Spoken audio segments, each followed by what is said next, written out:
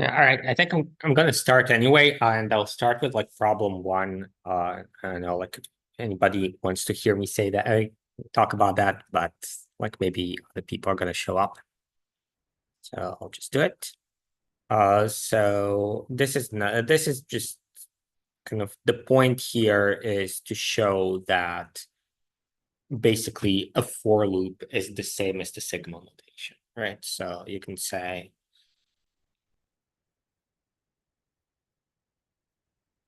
I'll define it as like Leibniz pi, and I'll give the number of terms. So here in the sigma notation, right, you usually go up to and including the thing. So I'll write it like this. And of course, like you can give it like 1001 or 999 or whatever. Right? So that's going to be like this. And we're just adding to the sum. So we need to start the sum with something. So it starts with 0, and then we add. Okay, it's a little bit unfortunate that they used n here because n is the variable. So I'll just change n like this. So now this n is going to correspond to the n over here, right? So here implicitly it's like n equals 0 to 1000. And that's going to be -1 to the power of n. And that's going to be divided by 2 times n plus 1.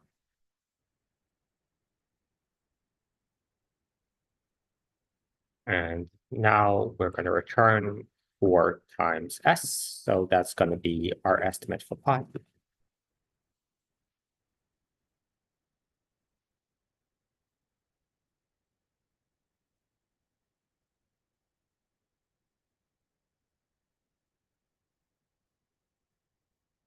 So that's going to be like this.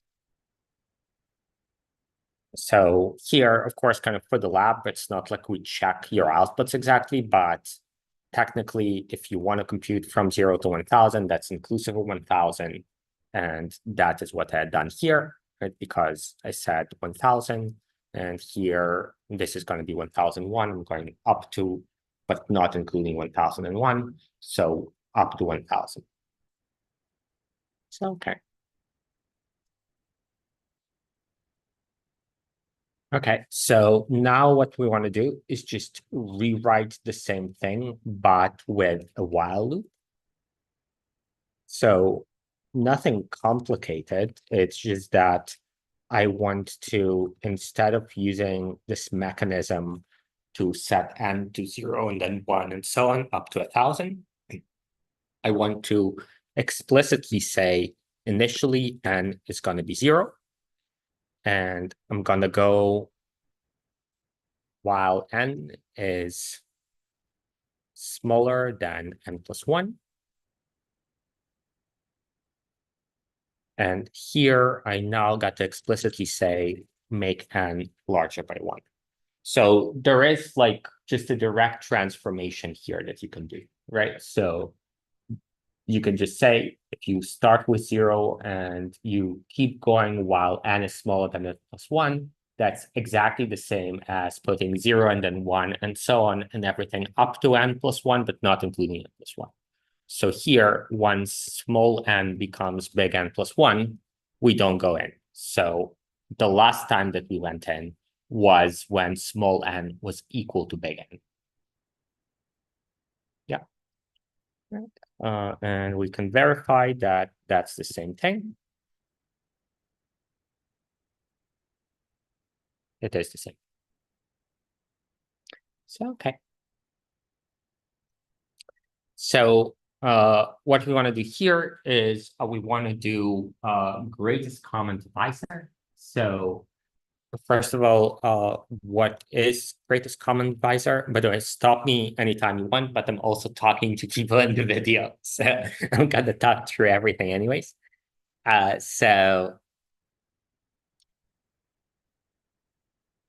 you want GCD of NM. So that is a number D. such that D divides N and D divides M, and D is as large as possible. So here there are kind of several approaches that I wanted. Hello. So here there are several approaches that I wanted. So one is I just want to try to divide by 1 and try to divide by 2 and try to divide by 3. And anytime I see a divisor that works, I just say, okay, this is greater than what I had seen before because I go 1 to 3. Right. So, okay.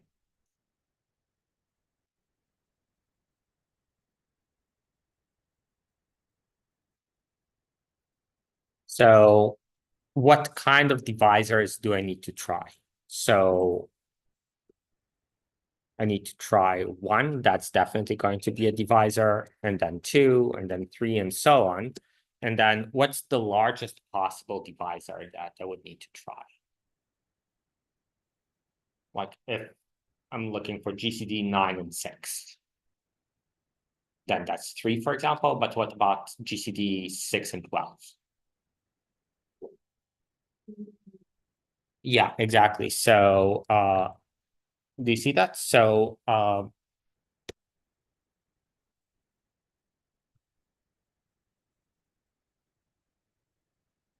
so the largest possible divisor is minimum of N and M because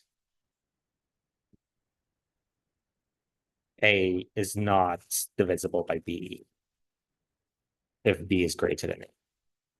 So we can't have a GCD that's larger than both N and M. So at most, it's going to be the smaller one of those. So, okay. So I'll try possible divisors between 1 and the minimum of N and M inclusive, because it could be that the divisor is equal to the minimum, for example, with 6 and 12.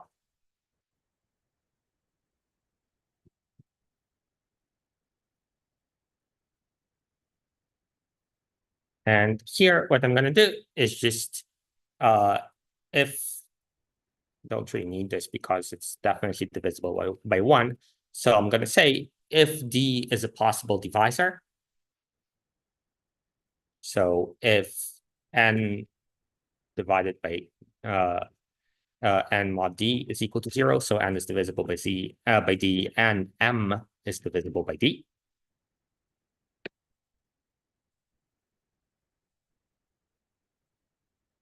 Then I'm going to say, okay, the best possible candidate that I saw so far is D. So just set current GCD to D.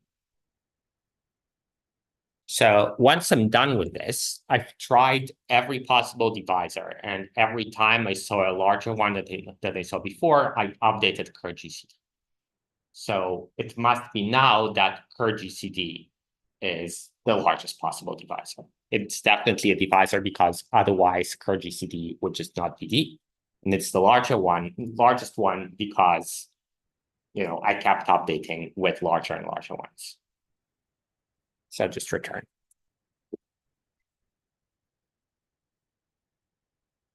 Now, if you think about it, this is not the best strategy because eventually I'm going to get to the greatest possible divisor.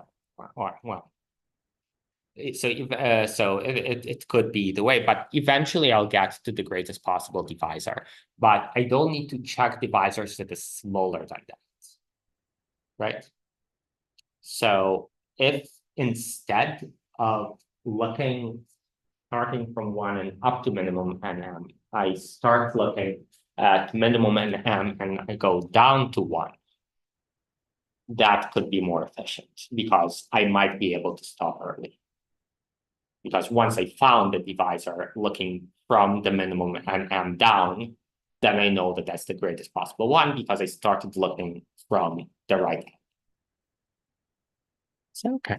So I'll just do that. So here, one way to do it is to say, I'll start with minimum NM. and I'm going towards 0, but not including 0, and I'm going in steps of -1. Right? Here, the structure is the same, but now I can just return D once I found a match. Right? Because imagine that I'm doing GCD 2, 6, and 12. I try 6 on the first try. 6 is the greatest possible one. I'm done. I just return. So in here, I kept needing to update current GCD because I tried the smaller one first. The smaller ones first. So if I get to a larger one and it's also a divisor, then that means that I need to update. This is unlike here where I start with the largest possible one. It might not be a divisor, but if it is, I know that's the answer. So I just return right away. Does that make sense? Cool. All right.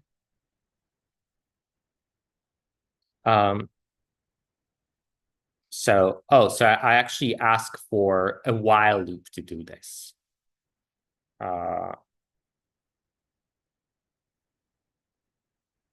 So let me just rewrite it as a while loop again. So here, this is, I guess, kind of the reason I asked for a while loop is that technically you've seen this kind of thing, like start from here, go to 0 in steps of -1. But maybe it's a little bit unusual and we haven't done an example like that in lecture. But with a while loop, you can definitely do it. So that's, again, I'll just do the transformation.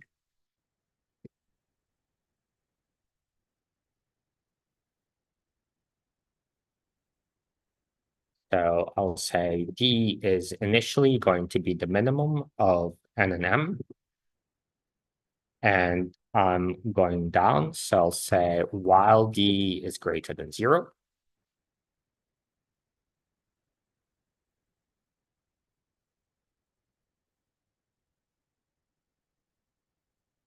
Like this. So that's, again, the same kind of transformation that we saw up above, right? So we start with D equals to the smaller of N and M, and then we keep going while D is greater than 0. So this 0 is that 0, right? And here we are going in steps of -1. And similarly here, I'm updating D to be smaller by 1 every time.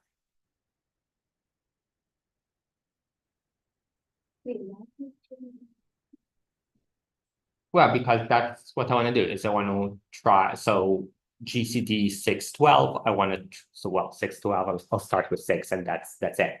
But let's say GCD 6, GCD 915, right? So we'll try are both 9 and 15 divisible by 9?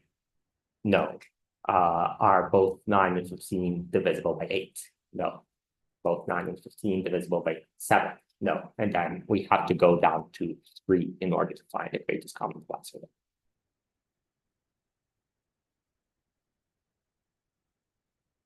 Does that make sense?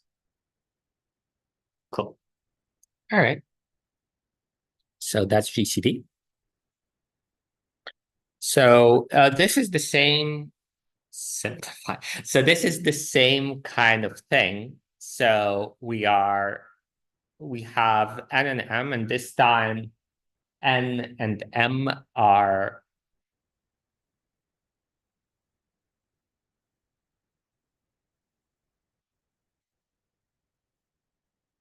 so you start with N by M, and you want to have it as simplified as possible, right?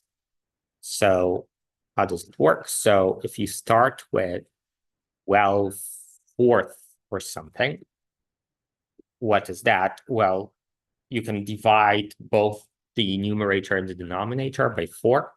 So that would be 12, 4 divided by 4 divided by 4. And that would be 3/1, which is what it is, right? So what do you want to do? You want to try to divide both the numerator and the denominator by the greatest common divisor. And that's what it means to simplify a fraction. Does that make sense? Yeah. Okay. So we start with something like this, right? So what does it mean to simplify it? It means we need to find this kind of divisor, and we want this divisor to be as large as possible, right? Because the larger the divisor, the smaller the numerator and the denominator. So that's exactly what the greatest common divisor is, right? It's the largest number by which we can divide both numbers. Okay. So, okay.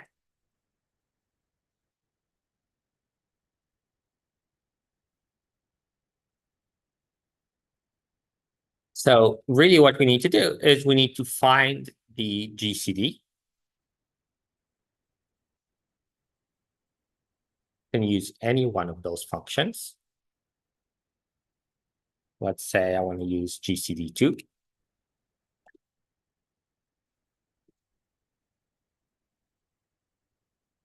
And then once I have the divisor, so because this takes two numbers and we haven't had a way yet to return two numbers rather than one, what the handout asks you to do is to print it.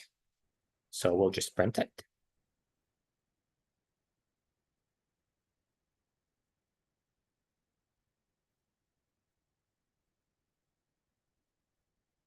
If I don't want spaces, I'll say like separator is the empty string, right? So this would just print, n divided by d, where d is the greatest possible divisor, and then just slash, and then m divided by d. So let's try to run it.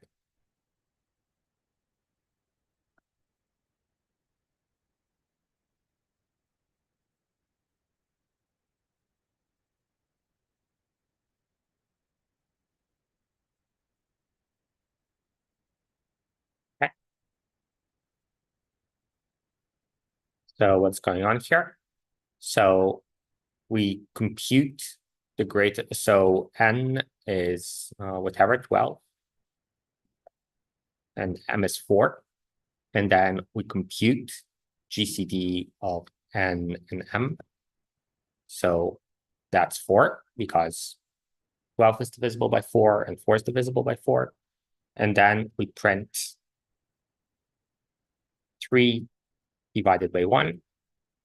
And this is just saying 3 slash /1, and don't separate using a space so that it prints nicely like a fraction. So this one is like 3/1, so that's a funny kind of fraction, but you can have like, 12/8 or something where it wouldn't be an integer. Right, so here the GCD of 12 and 8 is 4. We got 3 halves.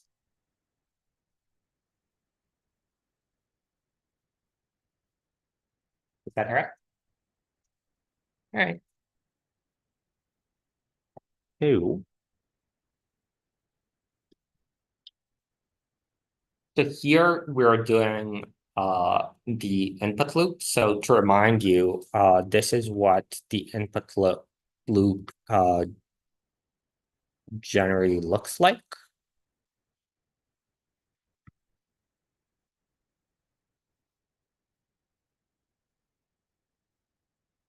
So I can say, I think like that's like almost the same as what the example is. So I'll just write the loop directly.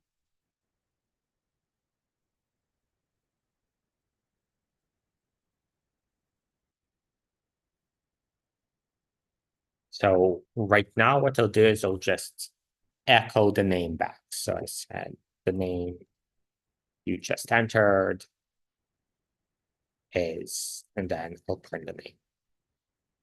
right? So what is it going to do? It's going to check, is name equal to end? If not, then I'll get the name from the input, and then I'll just print the name back to the screen.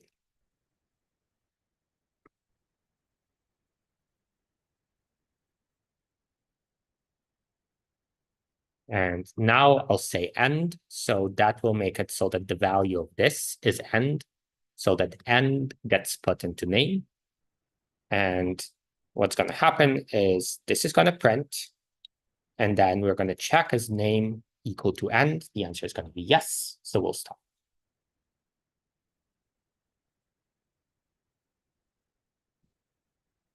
Okay. So this is not exactly what we want, because what the question asks you to do is to actually accumulate all of those names and print all of them out. So I'll say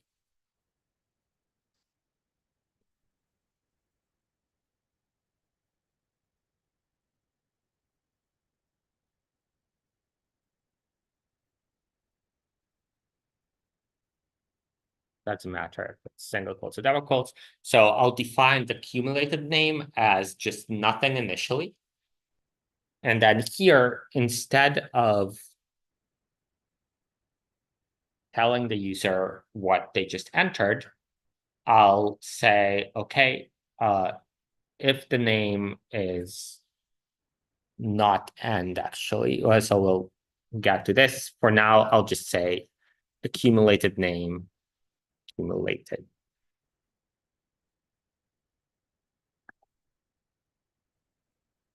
And the way I'm going to do it is I'm just going to keep growing this string. So I'll just add comma, and I'll add the name to it.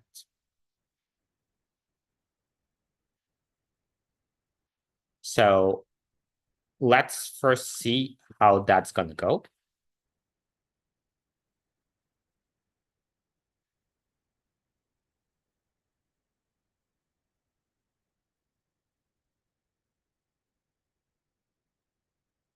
So I'm just going to move it into a function. So like usually when I just try code, I write it directly, but because it's kind of the solutions, I want to keep things nice. So I'll do it the usual way.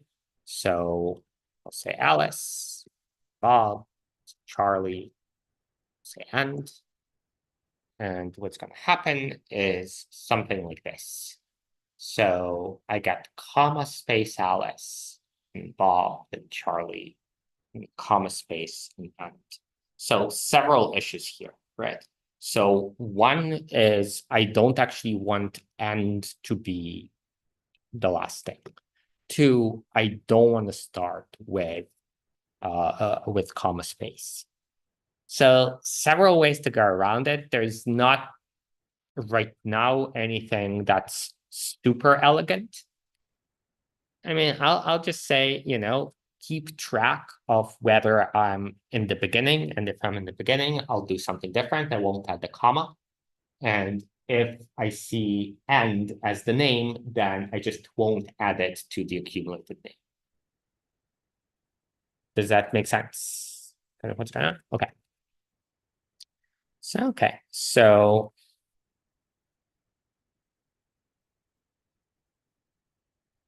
have this variable count names, and I'll increment count names every time I add one. And here I'll say if count names 0, then accumulated name is going to be just name, because that's the first name. Else, I'll add the comma space and then the name. So that's going to take care of the first issue.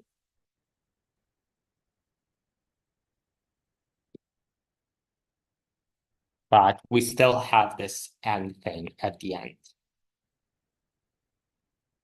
So one thing we can do is just check It's like a little bit ugly, but just check whether name is equal to end and not add it if it is, right? So I can say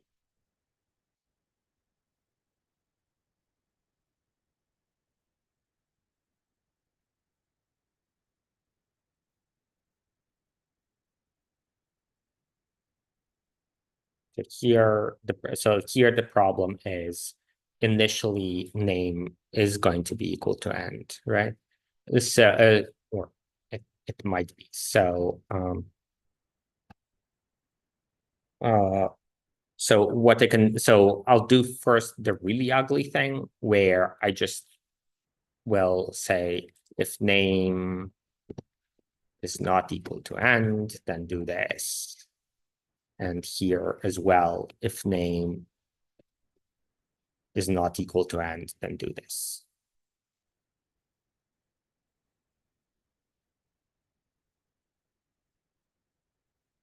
Right, so what I did is just treated end as this special case where I don't actually add name into accumulated name either way.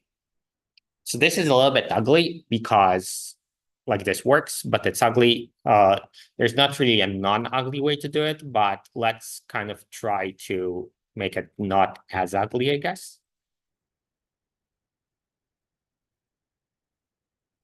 So the basic problem here was that I'm asking whether name is not equal to end, and then I'm getting a new name, right? So what I could do instead is I could ask whether name is equal to end at the end of the iteration. And now I'll ask for it the once, but I'll add this guy first, which is nothing. Does that make sense? So now I don't have to ask whether name is equal to end, because if name becomes equal to end, then the loop will stop.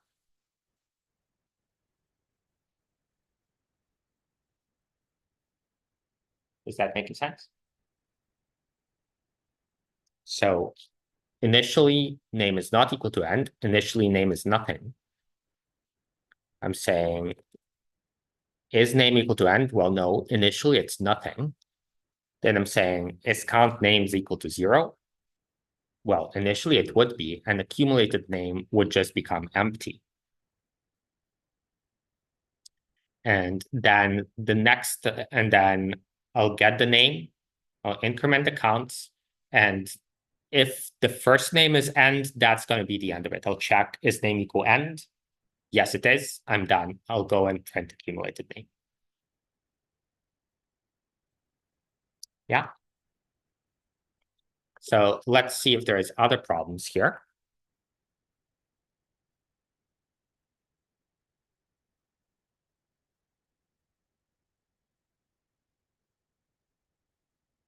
So why did this happen? Do you see?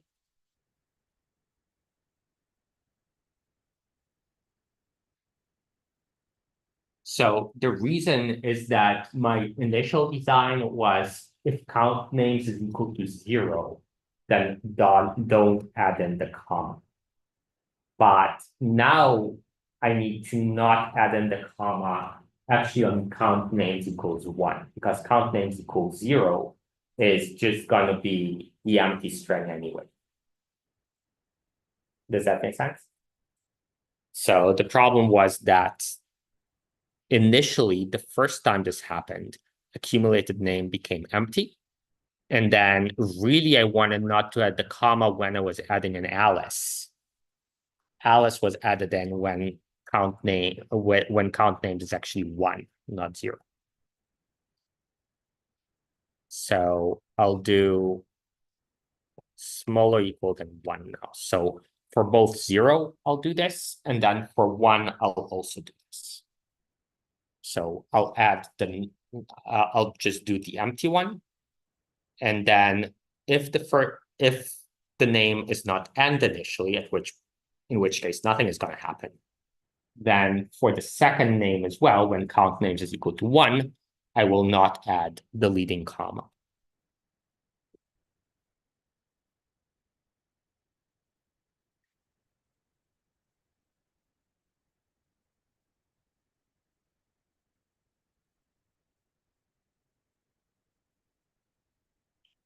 Make sense?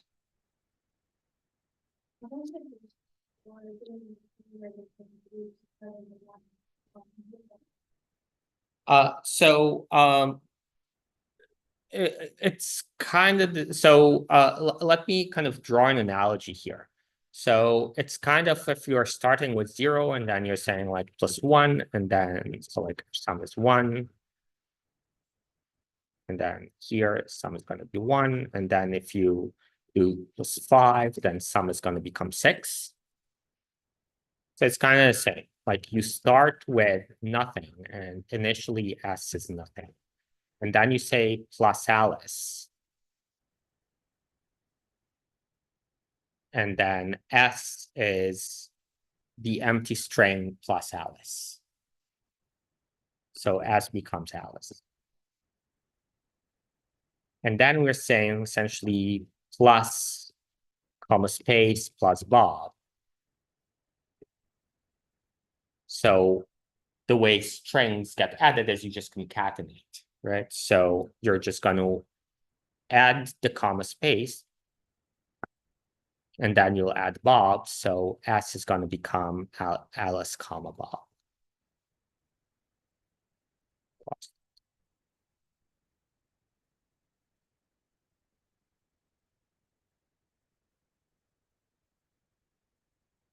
All right.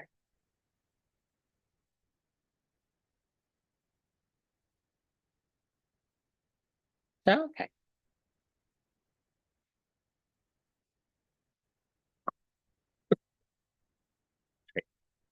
What else do we have?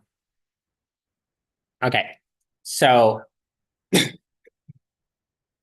want to compute pi to n significant digits, and what I kind of mean by that is that if you round the estimate for pi, it's going to agree with math.pi.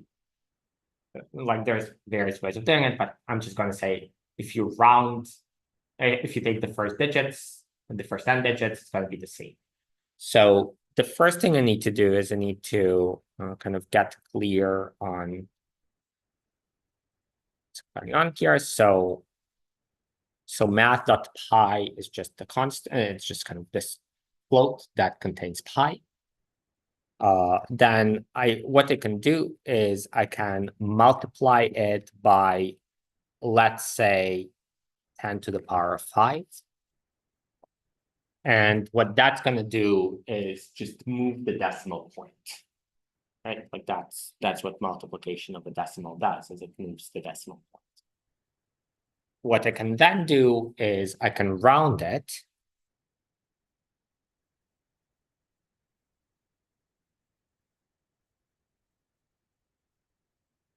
And that's going to be whatever I move the decimal point to, and then just round it. So essentially what that gets me is the first 5 plus 1 digits of pi.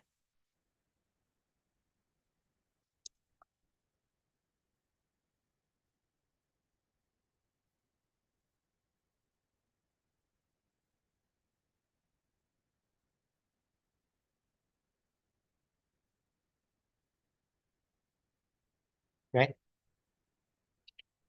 So that's kind of what I want here. It is I want to be able to say, well, I'll try to compute pi using whatever number of iterations, and I'll keep doing it until I see that the first pre-specified number of digits agree in the estimate and in the actual pi. Right? So let me bring back my Leibniz thing.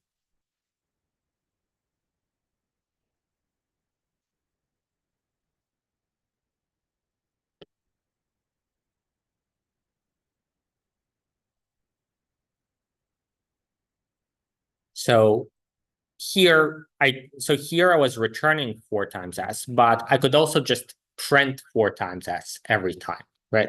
So I can say print, and I'm going to say n, and I'm going to say 4 times s. And then if I call it,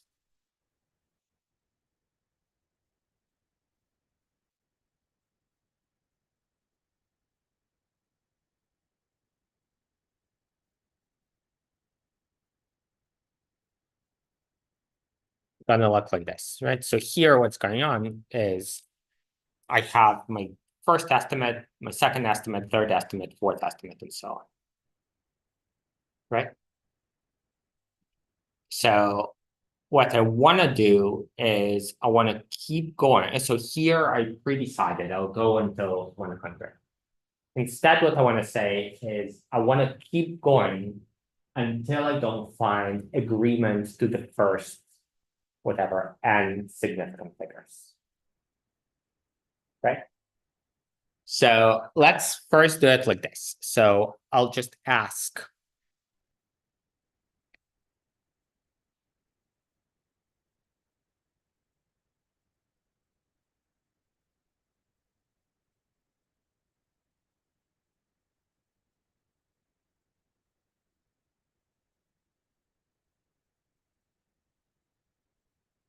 say k equals 3.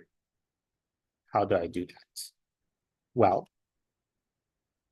I can compute 4 times s times, so the first k, so this would be times 10 to the power of k minus 1.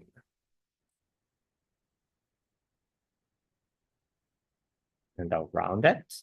And I can do the same with math.pi.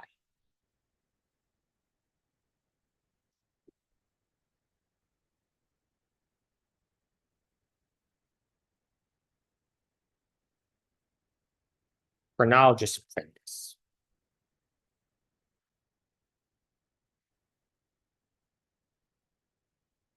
Right?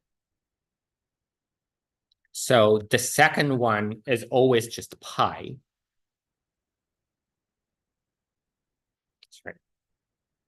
Sorry for scrolling.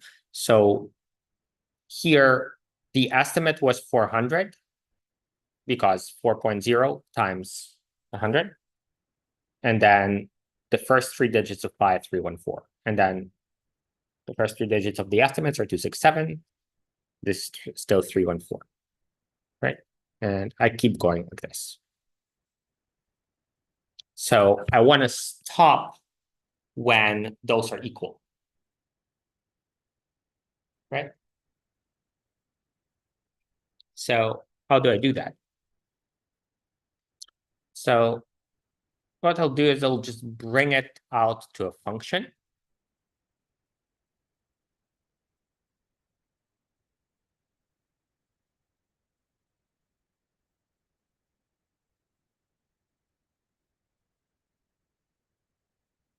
And that's just going to be this kind of thing. This is just A is equal to this kind of thing. Just return it. Right. So now that I have this function,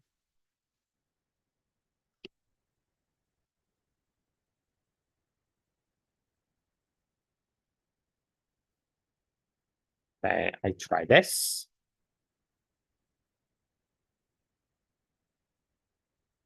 And if I say 3, then the answer is false. But if this is like this, then it's going to be true. And that's because, 3.14 times 100, 3.14 times 100, those are equal if you round them. Is that making sense? All right. So here I'm saying, like, what is agreed to k sig figs gonna do?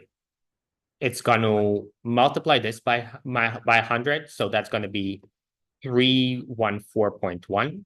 And it's going to multiply this by 100. So this is going to also be 314.2. And then it's going to say, is the rounded version of that equal, of the left-hand side, equal to the rounded version of the right-hand side? And if the first three digits match, then it's going to be true. Yeah. All right. So you got to worry a little bit about what's going to happen if I say something like 1.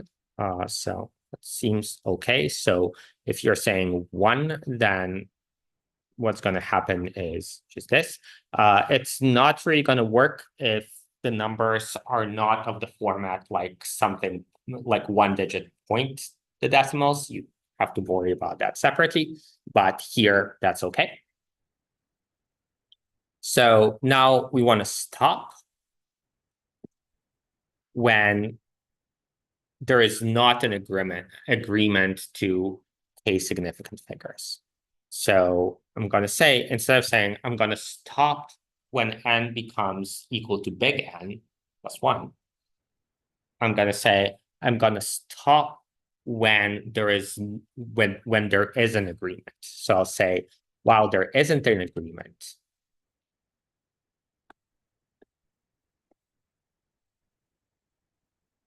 between 4 times s and math.pi, I'll keep going. Once there is an agreement, so here the input really is going to be k. Once there is an agreement, I'm done, and I'll just print k, the first number such that there is an agreement. So let's run this.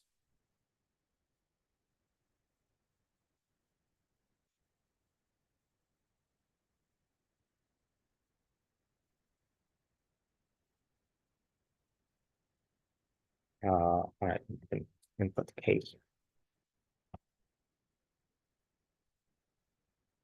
So it kept going until it became the case that if you multiply this by 100 and round it, it becomes 314.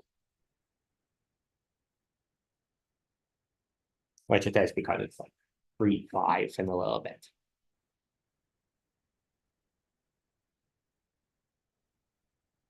Sorry, so where is the 4 multiple values coming from? So that's just the formula for pi, right? So we keep computing this s, which is this guy. And then like we compute it for like up to 0, up to 1, up to 2, and so on. And we keep checking, does it now agree with math.pi to k significant figures? And once it agrees, that's the termination condition over here, right? So we're saying, well, not agree to k significant figures. So while this returns false, if they don't agree, then keep going. So keep updating s. And then here we also print n and print the estimate. Sorry, just really. So the question is asking, how many iterations do you need in order to get the estimate to agree to math.pi to a pre-specified number of significant figures?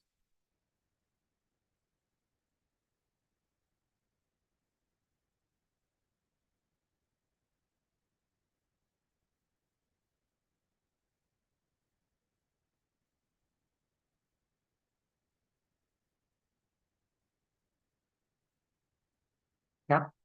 So let me kind of, I feel like there's like some disagreements here. Let me kind of like reiterate the logic. So I keep estimating pi using the sum, using more and more terms, right? So this is the printed out estimates. And then when do I stop saying f plus equals this term? I stop when agreed to k-significant figures of the estimate of 4 times s and the actual math of pi actually start agreeing to k-significant figures. Right? So if agreed to k-sig figs returns true, that means that the estimate and math of pi agree to k-significant figures. And you see that that's the case, right? So like here, like we got to the point where we agree and we stop.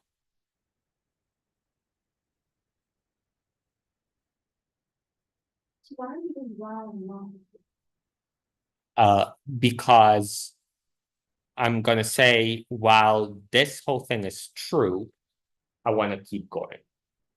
So what does it mean for this to be true? Well, it kind of set up so that it is what it says in English. But really it's saying while agree to k-sig figs returns false, keep going. Agree to k-sig figs is false when they don't agree to k-significant figures. You can also just like, if you like read it quickly in English, it should kind of make sense as what you're supposed to do. Like keep going while there's not an agreement to k-significant figures, stop when there is one.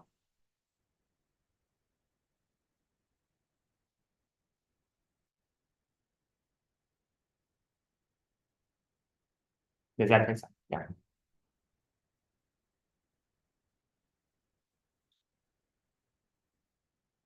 All right. So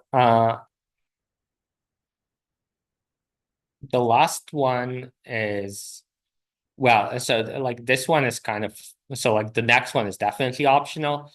This one is kind of optional because like it's like on the one hand it's a good exercise, on the other hand it's slightly annoying. So what we want to do here is we want to print the function next date, and it gets like the year, the months, and the date, and then there's rules about kind of what years there is a leap year and stuff like that, right? So let's kind of quickly do it. It's not that hard. It's just annoying. Sorry, sorry, I made you do this. So okay, so in general, if the date is smaller than 27, then it's straightforward, right? It's just the same year, the same months. You just advance the date by 1. So the complications arise when the date is when the date is whatever 30, and then also you might need to advance the months and stuff like that. So first I want to do a few kind of preliminary things. So how do you advance the months? So the months always goes like 1, 2, 3, and so on, up to 12, and then back to 1, right? So to advance the months,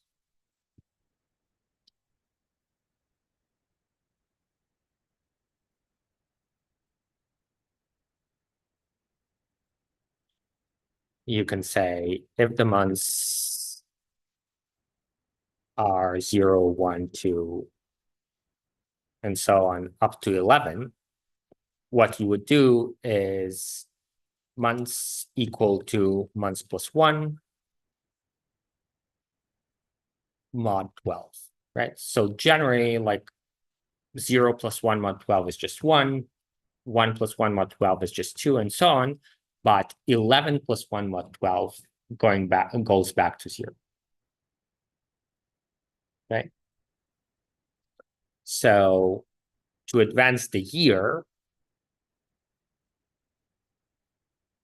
that's really easy, right? That's just year plus equals 1. And then to advance the day, what do you do?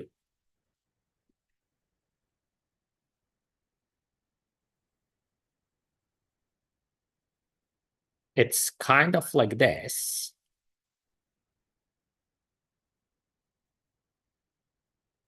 But there isn't a mod there, right? So it depends on how many days there are in the particular months. But you could just put it as a variable.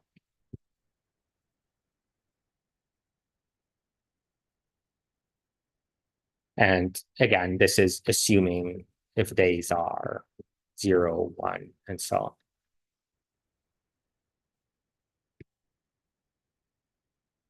Does that make sense? So, okay. So what we'll do is we'll first figure out for the given year and months, how many days are there in the current months, and then we'll go from there.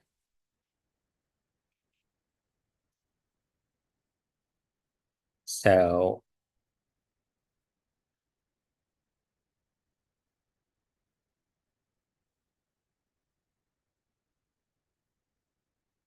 it's going to take the year and it's going to take the months. And here, so again, with the tools of this course so far, it's going to be slightly annoying, but not that annoying. So I'm going to say if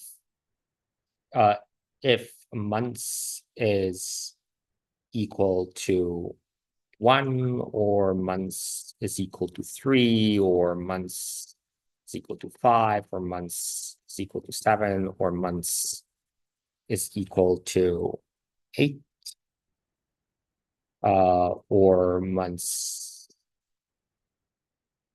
is equal to 10, or months is equal to 12, then it's 31.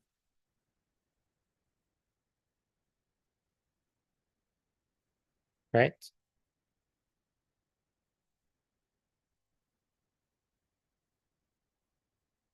And then let's deal with February. So if months is equal to 2, then there are rules here, which I don't really remember. So evenly divisible by 4, with the exception of years that are not divisible by 400. Right? So if year is divisible by 4 and the year is not divisible by 400,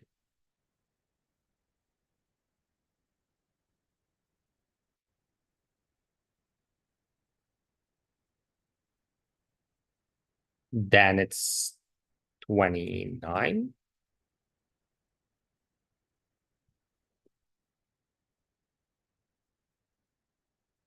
Else it's 28. So that's February. And then the only other possibility is 30.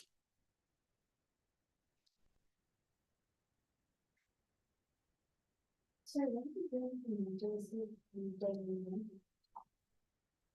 daily? Why would you mean this?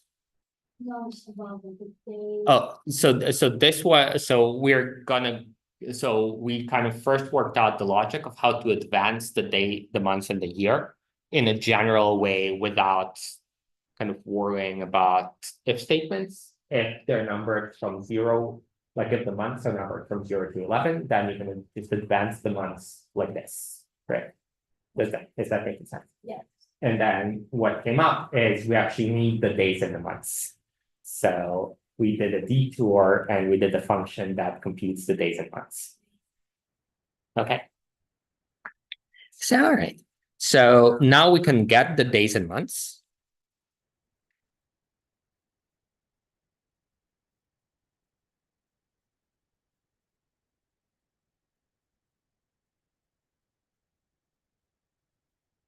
And now I'm going to advance the next day. So the easiest way to do it is kind of this. So I'm going to switch the day and the months to start with 0. So I'm just going to subtract 1 from them.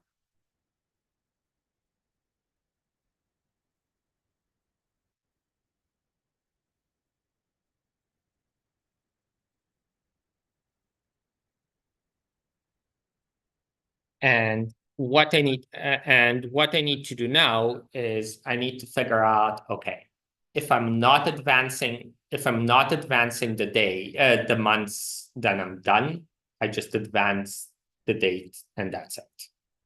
When do I not advance the months? When the days and months is still greater than the current date.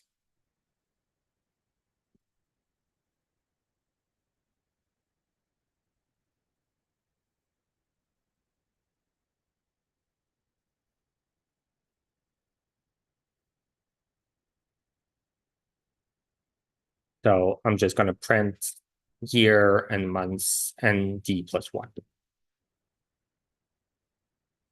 Yeah.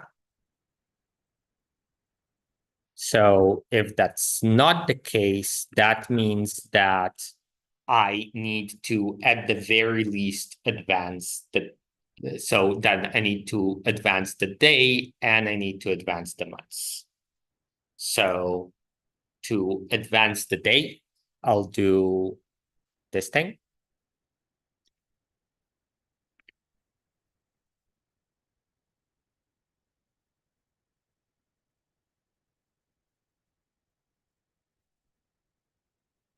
Well, technically, if I need to advance the day, I can just say d is equal to 1.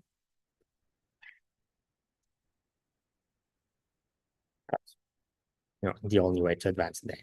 And then I need to figure out if I need to advance the months. And let me actually do it this way. So I'll just say if I advance the day, and then if months was equal to 12, then months is going to become 1. And else months is just going to be incremented by 1. Right? And then if months was equal to 12 and m became 1, then year also needs to be advanced by 1.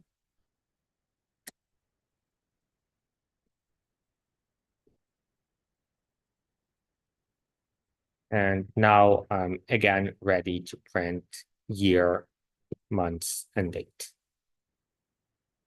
So I can now make it a little bit more uniform. So here I'm just saying d plus equals 1.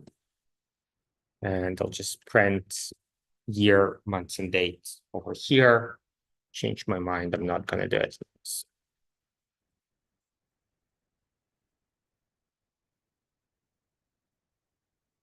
Okay.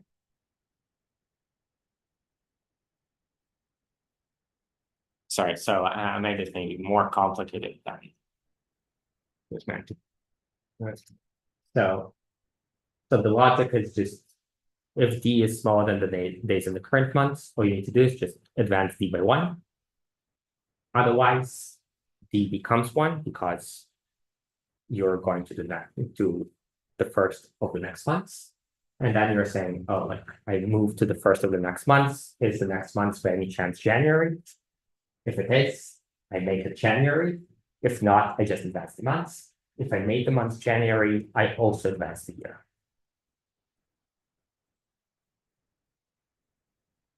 Okay. So that's kind of like this. And then the next thing was,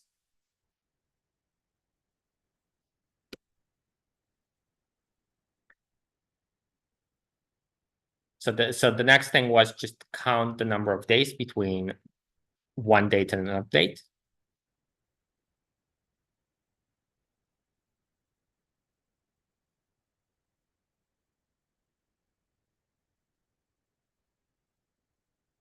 And the idea is, well, like the most straightforward thing you can do is you can just keep doing this. So keep advancing the dates until you hit Y2M. Oh, until you hit Y2M2D2. You can say if you want. Probably not super interesting. Yeah. So for you, for now there's in third year. Or fourth year, I don't know. So third year, yeah. So okay. So let's just do that. So we have this way of advancing the year, months, and dates. So just keep doing that.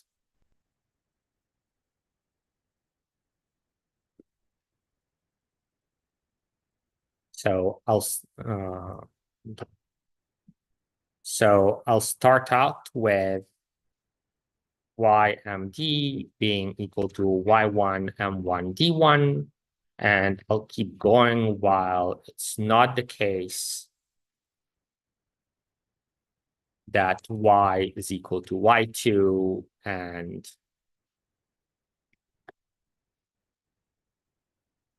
M is equal to M2 and D is equal to D2.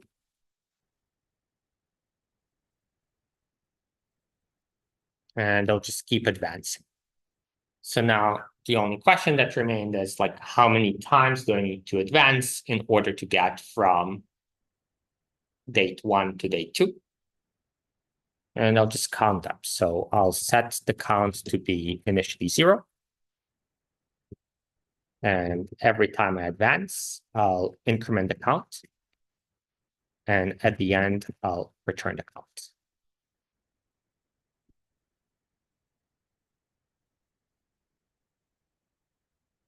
So that's it. So the logic of like advancing the date, you just need to kind of logic it out. And then the idea is, well, we already had the code for advancing Y and D by 1 day. We just keep advancing it until it becomes not the case that Y and D is different from Y to M2.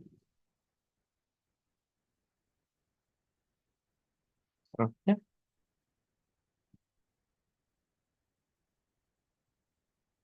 Well, okay. Well, cool. All right. Okay. Thank you. Yeah. If you have questions, I can quickly answer. But yeah. All right. See ya. Bye.